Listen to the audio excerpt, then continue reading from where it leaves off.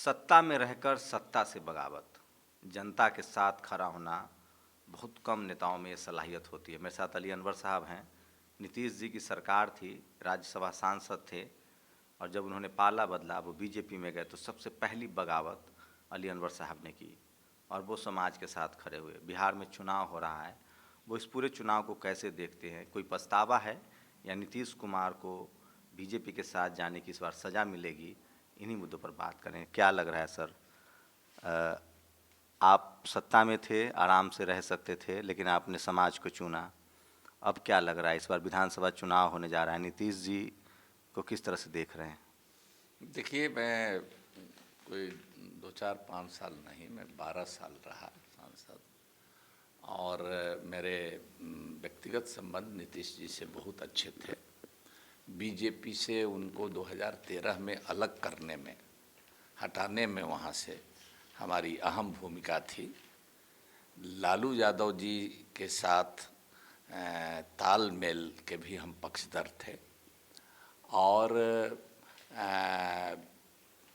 जब हमारा कोई व्यक्तिगत बहुत मान सम्मान, लेकिन बात वसूल की थी, सिद्धांत की थी, और हमने फ़ौरन ये निर्णय लिया। हमको कोई मलाल नहीं है, हमको कोई दुख नहीं है, बल्कि अगर हमने गलती कोई की होती तो आज हम मुंह दिखाने लायक नहीं रहते। अपने ज़मीर को तो मार ही लिए होते, लेकिन समाज में भी मुंह दिखाने लायक नहीं होते। इसलिए हमको खुशी है और हम लड़ रहे हैं। और आप जान लीजिए कि नीतीश कुमार जी को ये बीजेपी जो है ना, हमने उस समय भी कहा था, बीजेपी चबा जाएगी इनको, कहीं का नहीं रहेंगे। ये कहीं का नहीं रहेंगे। आज देखिए उनके पीछे लगा दिया है। ऐसा कहीं आपने देखा है? फ्रेंडली मैच एक आध सीट पर हो जाता है, लेकिन बीजेपी को चिराग पासवान जी समर्थन कर रहे हैं और नीतीश का विरोध कर रहे हैं। तो ये है, माने नीतीश जी का, एक बार हमने आपको बताऊं, हमने कहा था एक बार कि दवा मरने की दुआ जीने की करते हैं और दवा मरने की देते हैं। तो नीतीश जी बहुत खुश हुए थे और हमारे इस शेर में एक लाइन और जोड़ा था कि दवा दुआ जीने की करते हैं, दुआ मरने की करते हैं, यही इनकी फितरत है। तो मतलब इनका चरित्र, बीजेपी का चरित्र यही है। वो कहा था और इसके बाद वो अलग हुए थे। इस बात को उनसे एक दिन पहले हमने बोल दिया था। तो हमारे कहने का मतलब कि फिर उसी खड्ड में जा करके गिर गए, तो अब क्या करेगा कोई, अपना जाए। आपने एक पर्चा जारी किया है। अली अनवर साहब उन लोगों में से हैं जिन्होंने लगातार जो शोषित वंचित समाज है, जो अप्रेस सोसाइटी है, चाहे वो हिंदू हो या मुसलमान हो, SC ST OBC माइनॉरिटी, खासकर पासवानदा समाज की आवाज़ उठाई। उन्होंने लिखा है, कहीं बिहार यूपी की तरह ना हो जाए, आंख मूंद कर नहीं आंख खोल कर वोट करे। ऑल इंडिया पसमानदा मुस्लिम महाज की बिहार के मतदाताओं से अपील। क्यों लगता है सर कि अगर बीजेपी आ गई तो यूपी मतलब क्या दिख रहा है? देखिए, यूपी में जिस तरह से मार काट मची है, हाथरस की जो घटना है, उसमें वो रोंगटे खड़े कर देने वाली है। पूरी दुनिया के अंदर में शर्मसार हो गया है।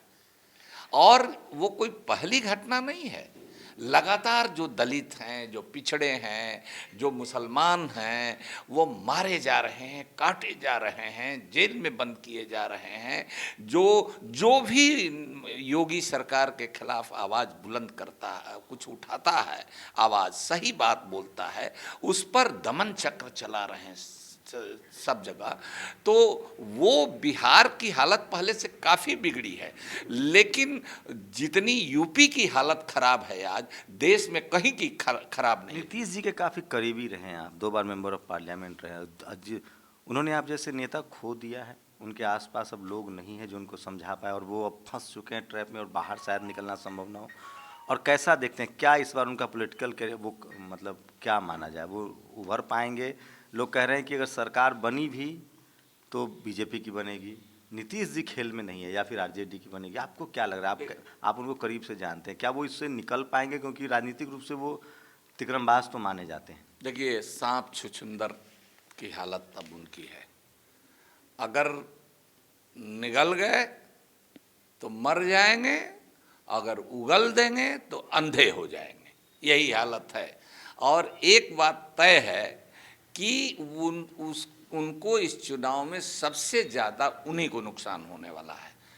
हालांकि थोड़ा बहुत कम बेसी रहेगा, बीजेपी का भी नुकसान होगा, लेकिन उनको ज़्यादा नुकसान होने वाला है और उनकी ज़्यादा फजीहत हो रही है। तो और दूसरी चीज़ ये कि उनको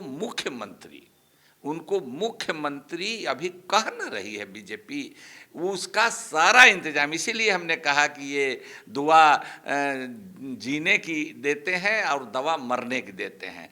तो वो कह रहे हैं कि इनके नेतृत्व में, लेकिन अब इनका हिसाब लगा करके वो चाहते हैं कि हम मेन अपोजिशन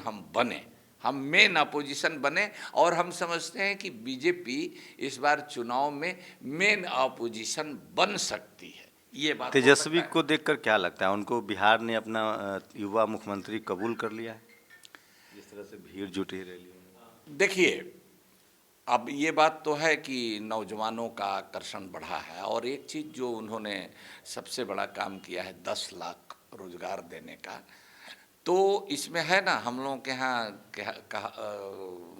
कहावत है कि आगे खेती आगे आगे, अब पीछे खेती भागे जोगे। तो तेजस्वी यादव ने खेती आगे कर दी है और उसकी फसल वो काटेंगे। और इसमें जो 10 लाख के जवाब में बीजेपी कह रही कि 19 लाख देंगे, या जो कोरोना का इंजेक्शन निकलेगा, टीका, उसको मुफ्त बांटेंगे। तो ये तो अभी तो हेतु मध्यभूत वाली बात हुई कि अभी कोरोना का टीके का इजाद हुआ नहीं है, तब तक आप मुफ्त बांट रहे हैं। अली अनवर साहब, आप उस दौर में भी नीतीश जी के साथ रहे जब वो एनडीए के साथ सरकार चला रहे थे, लेकिन वो उनका मुस्लिम उनको वोट करता था। पिछले 2 बार उनको मुसलमानों ने वोट किया। इस बार ऐसा क्या हुआ? क्या आप जैसे नेता के निकल जाने की वजह से इसका खामियाजा हुआ कि अब मुसलमान कम से कम उनके साथ नहीं खड़ा होने चाहता है? नहीं तो एनडीए में रहते हुए भी दो बार, पिछली बार अगर छोड़ दीजिए तो 2 बार उन्होंने बीजेपी के साथ ही चुनाव जीता, और आप थे भी। मुसलमानों ने उनको वोट दिया, वो मोदी के साथ नहीं दिखते थे, उन्होंने अपने आप को बचाया। हम लोग को भी लगता है कि बीजेपी अगर फुल फ्लेज आ जाए तो जो आज हम बोल रहे हैं वो नहीं बोल पाएंगे, यूपी हो जाएगा। क्या आप जैसे नेता खोने का ये, अगर आप भी अब भी अगर वो कंपनसेट करना चाहे तो मुसलमानों, क्योंकि बहुत सारे पक्ष हैं जिसको लेकर लोगों को लगता था कि नीतीश जी ठीक हैं, वो क्योंकि उन्होंने कंट्रोल में कर रखा था, चाहे आरएसएस कंट्रोल में रहे, बीजेपी कंट्रोल में रहे, सांप्रदायिकता कंट्रोल में रहे। क्या आपके निकलने से ये सब चीज़ें खत्म हो गए, उनको कोई सलाह देने वाला नहीं रहा? देखिए, वो ब्लैकमेल हो गए, हमारा मानना है। वो सृजन घोटाला और जो वो बालिका गृह कांड जो हुआ था, लड़कियों का बलात्कार और नरकंकाल, क्या सीबीआई ने हालांकि दोनों मामले की लीपापोती कर दी। तो यही लीपापोती की कीमत पर, और जानते ही हैं बीजेपी इस तरह के चीज़ों का किस तरह से इस्तेमाल करती है। तो वो ब्लैकमेल हो गए, या सत्ता का लालच कि हम सत्ता में बने रहें, दूरदर्शिता उन्होंने नहीं दिखलाई। अगर छोड़ दीजिए, अगर वो अलग हट करके और अलग चुनाव भी करा दिए होते, फ्रेश माइंडेड ले लिए होते, तो कम से कम उनकी जो पलटू राम की जो छवि है वो नहीं बनती। अब तो वो क्रेडिबिलिटी लूज कर गए हैं अपनी, और इसमें अब उनको और गलती पर गलती करते। देखिए, नोटबंदी का उन्होंने विरोध किया, फिर बाद में इतनी थू हुई कि उनको माफ़ी मांगनी पड़ी। और मैं उनकी पार्टी में रहते हुए, पार्टी के मंच पर, उनके सामने और पार्टी से बाहर आप लोगों से, मीडिया से, मैं बराबर नोटबंदी के खिलाफ बोलते रहा। जीएसटी लागू हुआ, उन्होंने समर्थन किया, उन्होंने उसका खमियाजा भी इसमें भुगतेंगे। छोटे मोटे बनिया समाज जो भाया बीजेपी उनसे जुड़ा हुआ था, वो भी उनसे नफरत कर रहा है, कम से कम उनको तो वोट नहीं देगा। दूसरी चीज़ ये कि उन्होंने सर्जिकल स्ट्राइक का जो जिस तरह से इस्तेमाल हुआ अपनी पार्टी के लिए बीजेपी ने किया, उन्होंने ये किया। फिर आप 370 का वो कहते थे शुरू से, जब वो ड्राइविंग सीट पर थे, जब मैं उनके साथ था, तो वो 370 और जो पर्सनल कानून में कोई इंटरफेरेंस की बात नहीं करते थे। पार्टी मैनिफेस्टो ही नहीं, पार्टी के संविधान में था। तो इसको लेकर के सब चीज़ पर समझौता करते गए। आप देख लीजिए, जो लॉकडाउन हुआ उसका समर्थन किया, और लाखों मजदूर बिहार के पैर चिथड़ा चिथड़ा हो गया, खून से लथपथ होकर बिहार में आए, सैकड़ों लोग रास्ते में मर गए, एक्सीडेंट में मरे, ट्रेन से कट के मरे, और उसका ये दीवार बन करके, एकदम पहाड़ बन करके बल्कि कहिए, खड़े रहे कि नहीं आने देंगे। अली अनवर साहब, क्या लग रहा है, मीडिया के सर्वे, मीडिया ने अब खेल शुरू कर दिया है। मीडिया हमेशा, मैं उसको बीजेपी मीडिया कहता हूँ। अब क्या लग रहा है, आपकी क्या राय है? मीडिया दिखा रही है कि एनडीए की सरकार बनेगी, आपकी ओवरऑल क्या स्पेकुलेशन? जैसे पहले दिखा रही थी उसमें थोड़ा ढीलापन आया है, लेकिन हमारा मानना है कि थर्ड फेज का पोलिंग जिस दिन ख़त्म होगा, उस दिन मीडिया मजबूरी में वो सही बात करने लगेगी। अभी लास्ट तक उनको देख रही हैं। हालांकि मीडिया को एहसास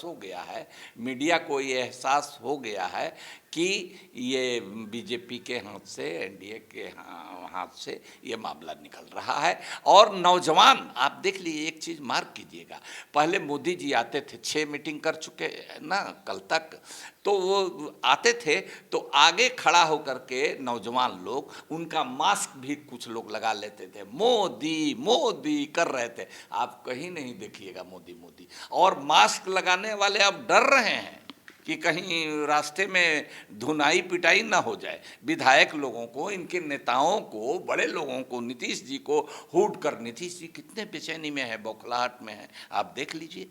तो ये सब उनका अपना किया हुआ है। उनके जो सलाहकार लोग थे, ऐसे लोग सलाहकार बने जो कि उनको गलत सलाह, हम लोग तो उनके साथ रहे, तो हम लोगों ने दो टूक हम लोग सब बात। आप अपनी, आखिरी सवाल, आप अपनी भूमिका कैसे देख रहे हैं अगर नई सरकार बनती है? देखिए, हम किसी पार्टी में नहीं हैं अभी, शंभू जी, हम किसी पार्टी में अभी नहीं हैं। हम इंडिपेंडेंट अभी हम काम कर रहे हैं। ऑल इंडिया पसमानदा मुस्लिम महाज का एक स्टैंड है। हम लोगों ने एनडीए और उसके अलावे भी जो संदिग्ध लोग हैं, जो कल को गए बीजेपी में जा सकते हैं, उनको हम लोग वोट नहीं दे सकते हैं। दूसरी बात ये कि हम लोगों ने बाई एंड लार्ज महागठबंधन के तमाम दलों को, खास करके लेफ्ट की पार्टियों को हम लोगों ने समर्थन दिया है। लेकिन जो लोग पैसे से टिकट हासिल कर लेते हैं, जो लोग बाहुबली हैं, जिनकी का क्रिमिनल बैकग्राउंड है, मर्डर केस में, रेप के केस में, या उनके वार्ड्स जो लोग खड़े हैं, तो हम लोगों को ये बात हजम नहीं होती। ऐसे लोगों को हम लोग तो अली अनवर साहब वो शख्सियत हैं जिन्होंने धारा के विपरीत तैरना पसंद किया। और पसमानदा समाज, आप समझिए, इस देश में मुसलमानों की जो आर्थिक स्थिति खराब थी, जो बुनकर थे, उन सब लोगों को आरक्षण की श्रेणी में लाने में इनका योगदान है। और पूरे देश में जो पसमानदा समाज के मुसलमान हैं, उनको एकजुट किया और उनको बाबा साहब के विचार की तरह आर्थिक रूप से मजबूती मिले, इसके लिए उनको आरक्षण दिलाने का भी उन्होंने लंबा संघर्ष किया। और बिहार में वो मिला भी, उनको आरक्षण मिल रहा है।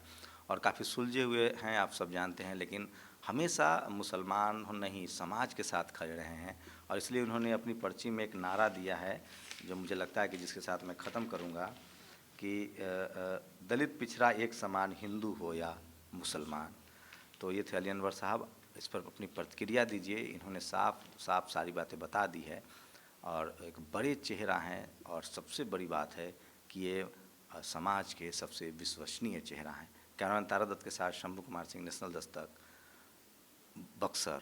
नेशनल दस्तक की आपसे गुजारिश है कि अगर इसको बचाना चाहते हैं तो नेशनल दस्तक को सब्सक्राइब करने के लिए रेड कलर के सब्सक्राइब बटन को दबाएं, फिर बेल आइकन की घंटी दबाएं। नेशनल दस्तक को बचाने के लिए बहुत ज़रूरी है कि हर खबर को शेयर करें, लाइक करें, कमेंट जरूर करें।